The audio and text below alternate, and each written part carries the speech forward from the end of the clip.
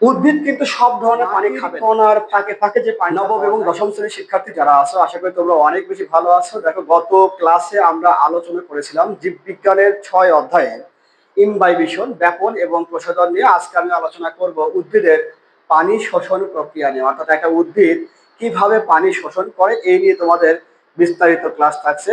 আশা করি গত ভিডিওটা যদি না দেখে থাকো তাহলে অবশ্যই তুমি আগের ভিডিওটা দেখে আসবে, কারণ আজকের ভিডিওটা গত ভিডিওটার সাথে কিন্তু কানেক্টেড।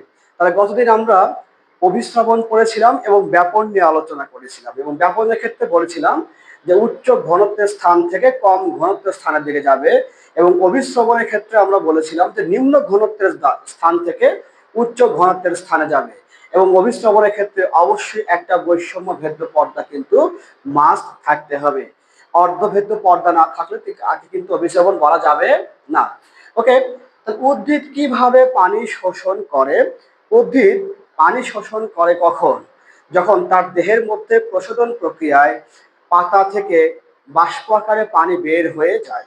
উদ্ভিদ প্রশোধন প্রক্রিয়া তার দেহের মধ্য থেকে কি করে বলতো? পানি বের করে দেয়।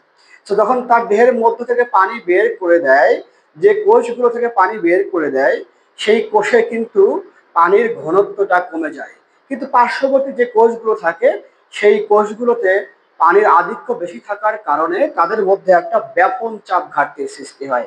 এই কথাটা খুব ভালো করে তুমি মাথায় রেখে দাও যে প্রশোধন প্রক্রিয়ায় পাতার ভিতরে ব্যাপন চাপ ঘাটতির সৃষ্টি হয়। এই ব্যাপন চাপ ঘাটতির সৃষ্টি হলো, এই ব্যাপন চাপ ঘাটতির ফলে উচ্চ ঘনত্বের স্থান থেকে পানি এখন কি করবে? নিম্ন ঘনত্বের স্থানের দিকে প্রবাহিত হবে। সো যে কোষ থেকে পানিটা প্রশোধন প্রক্রিয়ায় বের হয়ে যাচ্ছে ওই কোষের ভিতরে কিন্তু পানির ঘনত্ব কম, কিন্তু তার পার্শ্ববর্তী যে কোষগুলো থাকে এই কোষগুলো এই কোষগুলোতে পানির ঘনত্বটা বা আধিক্যটা অনেক বেশি থাকে।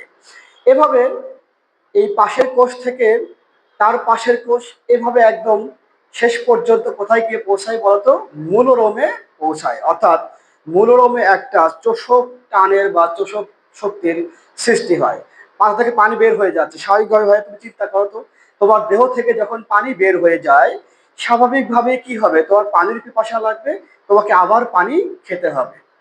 আর যদি তোমার দেহের ভিতর থেকে পানি বের হয়ে না যায়, ধরো রেচন হচ্ছে না, তোমার মূত্র ত্যাগ হচ্ছে না, তোমার শরীর থেকে পানি বের হচ্ছে না, তাহলে তোমার কিন্তু পানির প্রয়োজন নাই।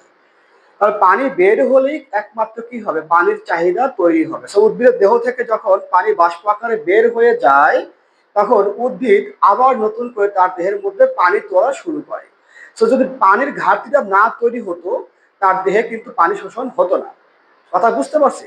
তার দেহের মধ্যে কিন্তু নতুন করে পানি আসতো না, কিন্তু তার কিন্তু নতুন করে পানি নিতে হবে। কেন? পানির ভিতরে, মাটির ভিতরে কি আছে? খনিজ লবণ আছে। সেই খনিজ পুষ্টি উপাদানগুলো উদ্ভিদ পানির সাহায্যে কিন্তু মূলরোম দিয়ে শোষণ করে থাকে। ওকে, তাহলে এই উদ্ভিদ কিভাবে পানি শোষণ করে সেই চিত্রের মাধ্যমে যদি একটু আমরা দেখার চেষ্টা করি, তাহলে উদ্ভিদের কিন্তু শেষের একটা কি আছে? মূলরোম আছে, তাই না?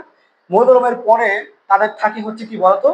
এপিডার্মিস, এরপরে এন্ডোডার্মিস, কর্টেক্স, সবকিছু আজকে তোমাদের সুন্দর করে চিত্র এঁকে বোঝানোর চেষ্টা করব। দেখো, প্রথমে আমরা এইরকম ভাবে দুইটা দাগ দিয়ে নিলাম। আমি আজকে এই পাশে কি হবে? এরকম ভাবে তুমি দুইটা দাগ দিয়ে নিও, পেন্সিল কম্পাসের সাথে কিন্তু আমরা ইজিলি এটা অঙ্কন করতে পারবো। সো একটাকে বলতেছি আমরা এপিডার্মিস, এইটা ত্বকটা হবে এপিডার্মিস। এপিডার্মিস গুলো দেখতে কেমন হবে? এখানে ছোট ছোট কোষ দিয়ে দাও, এখানে এরকম ভাবে আমরা কোষ দিয়ে বোঝাবো যে এটা হচ্ছে আমাদের এপিডার্মিস। এটা আমাদের এপিডার্মিস। সুন্দর করে চিত্র, বায়োলজিতে কিন্তু চিত্রের উপরে মার্কস, তো তোমাকে অবশ্যই চিত্রটা ভালো করে অঙ্কন করতে হবে। চিত্র দিয়ে যদি তুমি খাতার ভিতরে প্রেজেন্টেশন করো তাহলে তোমার মার্কস কিন্তু অন্যদের তুলনায় কি আসবে বলতো? একটু বেশি আসবে। তো বায়োলজি তুমি চেষ্টা করবা সর্বদাই কি ভালো করে চিত্র অঙ্কন করার। ওকে, দেখো আমার কিন্তু প্রায় এপিডার্মিসটা অঙ্কন করা শেষ হয়ে গেছে, তাই না? এপিডার্মিস অঙ্কন করা শেষ হয়ে গেছে। তো এই পাশে একটা আছে, এটাকে বলি আমরা এন্ডোডার্মিস। এপিডার্মিস আর এন্ডোডার্মিস কি, এই নিয়ে আমি পরে ক্লাসে আসতেছি, একটু পরে বুঝাবো। এবার দেখো চিত্রটা অঙ্কন করে ফেলি। ওকে, এবার এখানেও এপিডার্মিসের মতো আমরা এখানে অনেকগুলো ছোট্ট ছোট্ট কোষ দিয়ে দিব। তো এটা আঁকা কিন্তু আহামরি খুব একটা কঠিন কাজ না। বইয়ের যে চিত্রটা আছে, যদি তুমি বইয়ের মতো করে চিত্র অঙ্কন করতে চাও, তাহলে তোমার কিন্তু এই চিত্র অঙ্কন করা অনেক কঠিন হয়ে যাবে। তো আমি একটু তোমাকে সহজভাবে চিত্র অঙ্কন করার চেষ্টা করতেছি, আশা করি তোমার এটা অনেক কাজে লাগবে। ওকে, আমার কিন্তু এপিডার্মিস অঙ্কন করা শেষ, এন্ডোডার্মিস অঙ্কন করা শেষ। তো এপিডার্মিস এবং এন্ডোডার্মিসের মাঝখানে এরকম বড় বড় গোল আকৃতির কিছু কোষ আছে ভাইয়া। তো এই কোষগুলো কি, এই কোষগুলোকে বলি আমরা হচ্ছে কর্টেক্স। তো দিয়ে দাও অনেকগুলো কর্টেক্স দিয়ে দাও। আমরা এখানে অনেকগুলো কর্টেক্স দিয়ে দিচ্ছি। আহ, তাহলে এই সবগুলোকে, এই বলের মতো সবগুলো কোষকে বলতেছি আমরা কর্টেক্স। ওকে, তাহলে এবার দেখো এখান থেকে শুরু করে এই পর্যন্ত যে কোষগুলো, এই কোষগুলোকে আমরা বলতেছি কি বলতো, কর্টেক্স। এইগুলো কি বলতো, কর্টেক্স। ওকে, তাহলে এই ত্বকটা কি, এই ত্বকটা হচ্ছে এপিডার্মিস, এটা হলো এপিডার্মিস। ওকে, এপি কথার অর্থ কি, এপি কথার অর্থ হচ্ছে বাহির, বাহিরে, হ্যাঁ। আর ডার্মিস কথা আসছে হচ্ছে ডার্ম থেকে, ডার্ম কথার অর্থ কি বলো তো, ত্বক। তার মানে এপিডার্মিস কথার অর্থ কি, বাহিরের ত্বক। এবার এন্ডোডার্মিস, এন্ডোডার্মিস দেখো, এন্ডোডার্মিস, এন্ডো কথার অর্থ কি ভাইয়া বলো তো, এন্ডো কথার অর্থ হচ্ছে ভিতরে, এন্ডো কথার অর্থ ভিতরে, আর ডার্মিস কথার অর্থ হচ্ছে ত্বক। তাহলে এন্ডোডার্মিস হলো কি ভিতরের ত্বক বা অন্তত্বক, তাহলে এটাকে বলতে পারি আমরা অন্তত্বক, এটা হচ্ছে আমাদের অন্তত্বক। আর এটাকে বলতে পারি আমরা বহিঃত্বক, বহিঃত্বক। তাহলে এপিডার্মিস এবং এন্ডোডার্মিস, মাঝখানে আমাদের আছে কি বলতো, কর্টেক্স। এবার দেখো এখানে আমাদের অঙ্কন করতে হবে মূলরোম। সো মূলরোমটা অঙ্কন করে ফেলো। এইটা হচ্ছে আমাদের মূলরোম। মূলরোমের চারপাশ দিয়ে, মূলরোমটা কার ভিতরে অবস্থিত বলতো, মূলরোমটা মাটির ভিতরে অবস্থিত। আর মাটির কণার ফাঁকে যে পানি থাকে, সেই পানিকে বলি আমরা কৈশিক পানি। তাহলে এইগুলো সবগুলো কিন্তু আমার আসলে এই ফোঁটা দিয়ে বোঝাচ্ছি, এইগুলো হচ্ছে কৈশিক পানি। এখন ভাইয়া তোমার মাথার ভিতর আসতে পারে কৈশিক পানি জিনিসটা কি, তাহলে এগুলো কি বলতো, কৈশিক, কৈশিক পানি। ওকে, উদ্ভিদ কিন্তু সব ধরনের পানি খাবে না, এটা তুমি জানো কি, উদ্ভিদ কিন্তু সব ধরনের পানি খাবে না। একটা উদ্ভিদকে তুমি বালতিতে রেখে দাও, এক বালতি পানিতে রেখে দাও, সে কিন্তু সেই পানি পছন্দ করবে না। আমাকে কিন্তু ঘাস খেতে বলা হয়, আমি কি ঘাস খাবো না? আমি অবশ্যই আমার যে খাবারের জন্য যে বস্তুগুলো আছে, সেই বস্তুগুলো অবশ্যই গ্রহণ করবো। তো গাছ কিন্তু সব ধরনের পানি খেতে পারে না, তারা শুধুমাত্র কৈশিক পানি পছন্দ করে, অর্থাৎ মাটির কণার ফাঁকে ফাঁকে যে পানিটা পাওয়া যায়, এই পানিকে আমরা বলি কৈশিক পানি।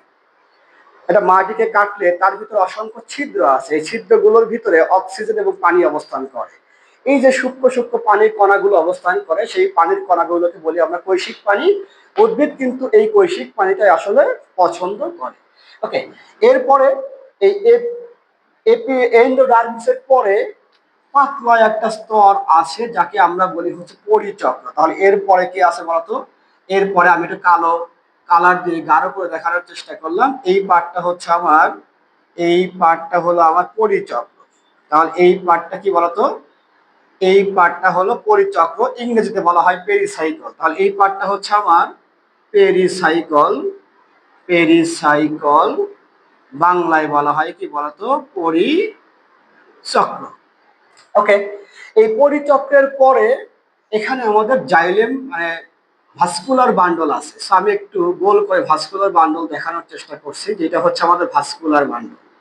এই ভাস্কুলার বান্ডলটাকে কি বলা হয়, পরিবহন কলা বলা হয়। বাংলায় কি বলি আমরা, পরিবহন কলা। সো এই পরিবহন কলার পরের যে অংশ, এই পরিবহন কলার ভিতরে যখন পানি চলে যায়, এই পরিবহন কলা তখন কি করে, পানিটা উপরে নিয়ে যায়, উদ্ভিদের উপরে এবং পার্শ্বে পাতা পর্যন্ত কিন্তু পানি পৌঁছে দেয়। সো যখন এই পাতা থেকে পানি বাষ্প আকারে বের হয়ে যাবে, ধরো পানি কি আকারে বের হয়ে যায় বলতো, পানি বাষ্প আকারে বের হয়ে যাবে, বাষ্প আকারে বের হবে।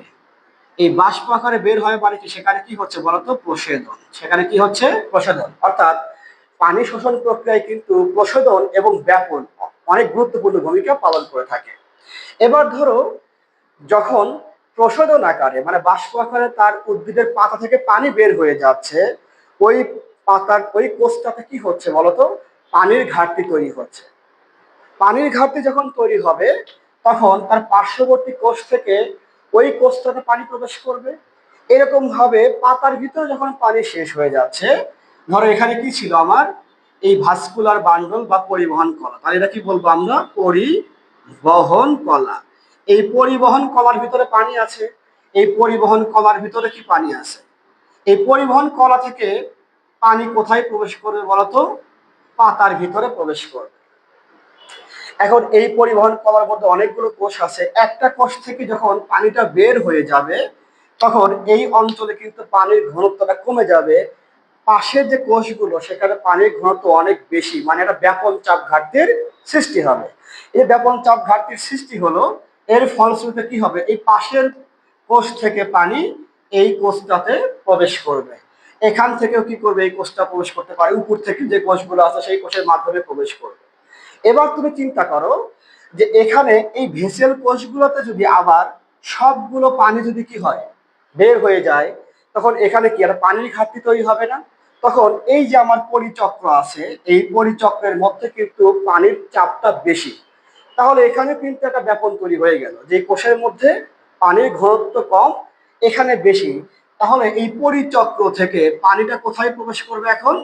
এই ভাস্কুলার বান্ডলের ভিতরে প্রবেশ করবে। ওকে, এবার পরিচক্রের ভিতর থেকে সমস্ত পানি যদি পরিবহন কলায় প্রবেশ করে তখন আমার যে এন্ডোডার্মিস ছিল, এই এন্ডোডার্মিস থেকে পানিগুলো কোথায় প্রবেশ করবে বলতো? প্রবেশ করবে হচ্ছে পরিচক্রের ভিতরে।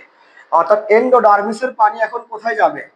পরিচক্রের ভিতরে প্রবেশ করবে। ওকে, এবার একটু পরে যদি এমন হয় যে এন্ডোডার্মিস থেকে সমস্ত পানি পরিচক্রের ভিতরে প্রবেশ করে ফেলছে, তখন এন্ডোডার্মিসের মধ্যে পানির পরিমাণটা কমে যাবে, কিন্তু কর্টেক্সের মধ্যে কি পানির পরিমাণটা অনেক বেশি। তখন এই কর্টেক্স থেকে কি হবে, পানিটা এন্ডোডার্মিসে প্রবেশ করবে, এন্ডোডার্মিসে প্রবেশ করবে। এইভাবে একটা কোষ থেকে, ধরো এই এন্ডোডার্মিসের কোষ থেকে এখান যাবে, এখান থেকে এখানে আসবে, এখান থেকে এখানে আসবে, এরকম, মানে এখান থেকে এখানে যেতে পারে। পার্শ্ববর্তী সমস্ত কোষের পানিগুলো যাবে এন্ডোডার্মিসের দিকে।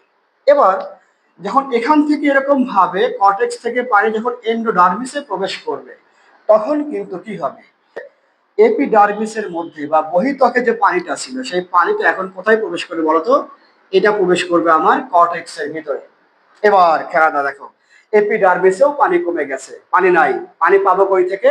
আমরা যাব এখন কোথায়? মূলরোমের কাছে। এই মূলরোম থেকে তখন পানিটা প্রবেশ করবে কোথায় বলতো? এপিডার্মিসের ভিতরে কিন্তু এই পানিটা প্রবেশ করবে। এই যে মূলে এখন পানি নাই, মূলে একটা চাপ সৃষ্টি হয়ে গেছে, যাকে বলতেছি আমরা চোষক টান। এই যে এখান থেকে পাতার ভিতর থেকে পানি বের হয়ে যাচ্ছে, যে ঘাটতিটা তৈরি হলো, এই ঘাটতির ফলে একটা শোষক টানের সৃষ্টি হলো কোথায় বলতো? মূলের ভিতরে। এই মূলের ভিতরে কিন্তু একটা শোষক টানের সৃষ্টি হয়ে গেছে। তুমি চিন্তা করো তো, তুমি যখন জুস নিয়ে আহ মুখের সাথে নল দিয়ে চোষণ দাও তখন জুসের নিচ থেকে কিন্তু তোমার মুখের ভিতরে চলে যায়, তুমি টান মারো, জুস উঠবে না। এই জায়গাতে কি হচ্ছে, পাতায় কি হচ্ছে, পাতায় হচ্ছে চোষণ টানের সৃষ্টি করেছে। এই চোষক টানের ফলে এই টানটা পড়ছে এখন কোথায়? মূলরোমের ভিতরে। তো মূলরোমের ভিতরে সমস্ত পানি কিন্তু আমার এপিডার্মিসের মধ্যে প্রবেশ করে গেছে। তখন কি হবে, তখন এই যে এখান থেকে, অর্থাৎ মাটির ভিতর থেকে যে কৈশিক পানি, এই কৈশিক পানিটা ব্যাপন এবং অভিস্রবণ। তাহলে এখানে কি হবে বলতো? এই জায়গাতে হবে ব্যাপন প্লাস অভিস্রবণ। ব্যাপন প্লাস অভিস্রবণ এই প্রক্রিয়ায় মূলের ভিতরে প্রবেশ করবে। এখন তোমাদের প্রশ্ন জাগে না, কেন এখানে ব্যাপন হলো? ব্যাপনের সংজ্ঞায় কি বলছিলাম, বেশি থেকে কমের দিকে। দেখো, মাটির ভিতরে কৈশিক পানির চাপের পরিমাণটা অনেক বেশি, কিন্তু মূলরোমে কম। তাহলে বেশি থেকে কমের দিকে আছে, তার মানে কি এটা ব্যাপন। আবার মূলরোমের যে পর্দাগুলো আছে, কোষ প্রাচীর আছে, এই কোষ প্রাচীরটা কি বলতো? বৈষম্য ভেদ্য পর্দা। এই বৈষম্য ভেদ্য পর্দা কোথায় থাকে যেন? অভিস্রবণে কেটে থাকে। তাহলে বৈষম্য ভেদ্য পর্দা ভেদ করে যেহেতু মাটি থেকে পানি মূলরোমের ভিতরে প্রবেশ করে, তাহলে এই সেন্স থেকে এইটাকে কিন্তু আমরা বলবো অভিস্রবণ। তো এইভাবে কি হবে, মনোরম থেকে এপিডার্মিস, এপিডার্মিস থেকে কর্টেক্স, কর্টেক্স থেকে এন্ডোডার্মিস, তার পরিচক্র পরিবহন করা হয়ে পাতায় পানি চলে যাবে। একটা কোষ থেকে অন্য একটা কোষে পানি পরিবাহিত হয় বলে একে সেল টু সেল অসমোসিস বলা হয়। কি বলা হয় বলতো? এটাকে বলে কি বলতো? Cell to cell, cell to cell osmosis, osmosis. অর্থাৎ কোষ থেকে কোষান্তরে অভিস্রবণ প্রক্রিয়া। তাহলে এই প্রক্রিয়ার নাম কি বলতো? সেল টু সেল অসমোসিস বা কোষ থেকে কোষান্তরে অভিস্রবণ প্রক্রিয়া। তাহলে এই যে চিত্রের ভিতরে এই চিত্র যদি মাথায় তুলতে পারো তাহলে কিন্তু উদ্ভিদের পানি শোষণ প্রক্রিয়া তুমি ইজিলি কিন্তু ব্যাখ্যা করতে পারবা। তাহলে এখানে মূল থিমটা কি? মূল থিম হচ্ছে পাতা থেকে পানি বাষ্প আকারে বের হয়ে যাবে, পাতার কোষে পানির ঘাটতি পূর্ণ করার জন্য পরিবহন কলা থেকে প্রবেশ করবে, পরিবহন কলা পানি শূন্যতা দেখা দিলে পরিচক্র, পরিচক্রে পানির ঘাটতি হলে এন্ডোডার্মিস, দেন কর্টেক্সে পানি যাবে এন্ডোডার্মিসের ভিতরে, এরপরে কি হবে? এপিডার্মিস থেকে সমস্ত পানি কর্টেক্সের ভিতরে প্রবেশ করবে। এরপর মূলে একটা শোষক টানের সৃষ্টি হবে, যে টানের ফলশ্রুতিতে মাটি হতে কৈশিক পানি ব্যাপন এবং অভিস্রবণ প্রক্রিয়ায় মূলমের ভিতরে প্রবেশ করবে, যার কারণে এই প্রক্রিয়াকে বলি আমরা কোষ থেকে কোষান্তরে অভিস্রবণ প্রক্রিয়া বা সেল টু সেল অসমোসিস। আশা করি তোমরা এই পানি পরিশোষণ প্রক্রিয়াটা অর্ধেক সুন্দরভাবে বুঝতে পেরেছো। যদি এই টাইপের ভিডিও আরো পেতে চাও অবশ্যই আমার ফেসবুক পেজ এবং ইউটিউব চ্যানেলে সাবস্ক্রাইব করে রাখবা। ফেসবুক ইউটিউব চ্যানেলে গিয়ে সার্চ করবা অনলাইন শিক্ষা বাই রানা স্যার লিখে সার্চ করলেই কিন্তু তোমরা আমার ইউটিউব চ্যানেলটা পেয়ে যাবা। তো আজকে এই পর্যন্তই। ভালো থাকবে, সুস্থ থাকবে। আল্লাহ হাফেজ।